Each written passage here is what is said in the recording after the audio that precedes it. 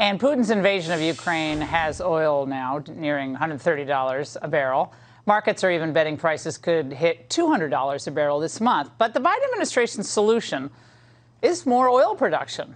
Oh, wait, it's just not here in the U.S., though. So we previously learned they were looking at boosting oil output in Saudi Arabia and Iran, the world's largest sponsor of terrorism. That's all. And today, the AP revealed that the Biden administration has been considering for some time easing tough oil sanctions on Venezuela.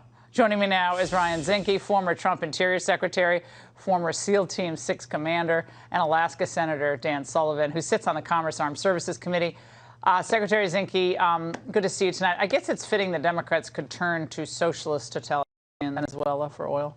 You know, it is quite something. The first 2 years of the Trump administration, we went from 8.3 million barrels a day and declining in just 2 years to 12.5 million barrels a day, the world's largest exporter of energy.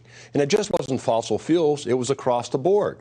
So you fast forward, now we have Russia, and we should immediately ban Russian oil.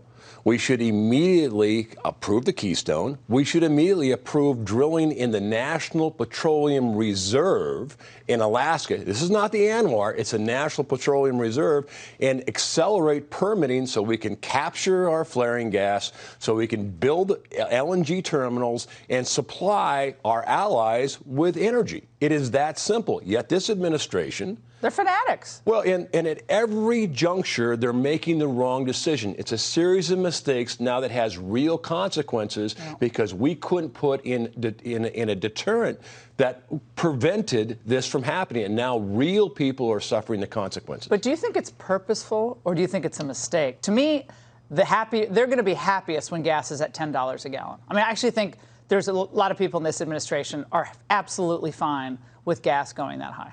Well, but look what happens when you raise the price of energy. You have but they don't care. Costs. You're presuming they care about the suffering of the American people. We know they care about the Ukrainian suffering because you're seeing it every day. It's horrible. We're looking at this every minute of every day.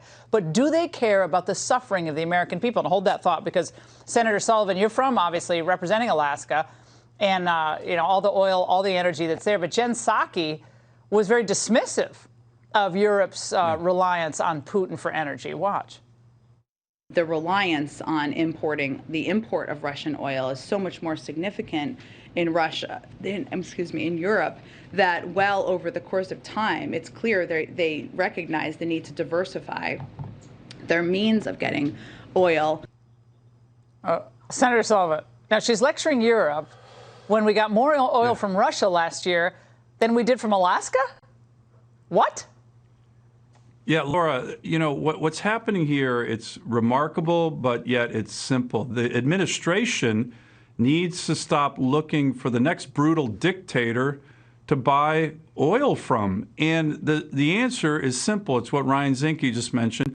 We need to produce more American energy by American energy workers. Here's the one thing that I think people are really missing.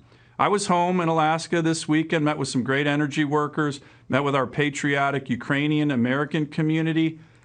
There's a feeling that people are being insulted.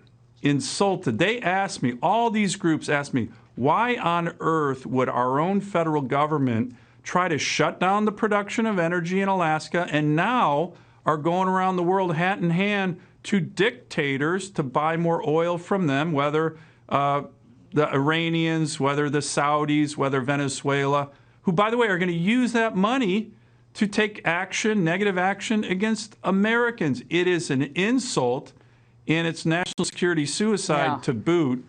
And the American people, certainly in my state, are recognizing it. Well, I mean, insult is, I wouldn't call it a mistake, and I wouldn't call it an insult. I love you both, but I think there's much more going on. I think that the idea of lowering Americans' expectations, lowering America's standard of living, that's why they like the lockdowns, because everyone was staying home, ordering on Netflix, doing DoorDash, whatever they're doing, tending to their herb gardens. That was fine. They didn't travel. The air was clean. You saw those satellite images. That is nirvana for them. When people aren't working and you're just slowing down. They love that. They were never happier than during the lockdowns.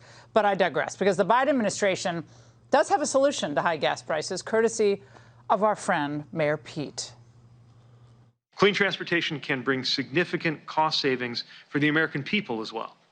Last month, we announced a $5 billion investment to build out a nationwide electric vehicle charging network so that people from rural to suburban to urban communities can all benefit from the gas savings of driving an EV. Secretary Zinke, maybe we should just send EV charging stations over to Ukraine and see if that helps them out, okay? Because apparently that's the answer to everything. You know, it's amazing what comes out of this administration. But even this crisis, look at the supply chain. Because Russia also produces palladium, it produces nickel. So what's our answer to our critical minerals? What's our answer to the critical components that run this economy? It is manufacturing in here, it's our energy, but it's also the critical minerals and everything else that runs this economy. What about chips? What happens if China does move on Taiwan because they see But what's weakness? the answer here? The answer is we've got to pull back our manufacturing to the United States and stop being going hat in hand to despotic regimes, either for oil, for palladium, for uranium, all the things that we need on a daily basis. We can't be beholden to these regimes. We can't even be beholden to Ukraine because then they get invaded. Well, and a good point is America's not weak. This administration is weak, but America has the energy, has the innovation, and if we let America run like America can, with innovation, with thinking out of the box, we can solve these problems quick. But this administration at every decision point is making the bad one to lead us into dependency on energy and dependency on chips and technology. Yeah, that's all got to come back. So got to bring it all home. Gentlemen, thank you both. Great seeing you both tonight.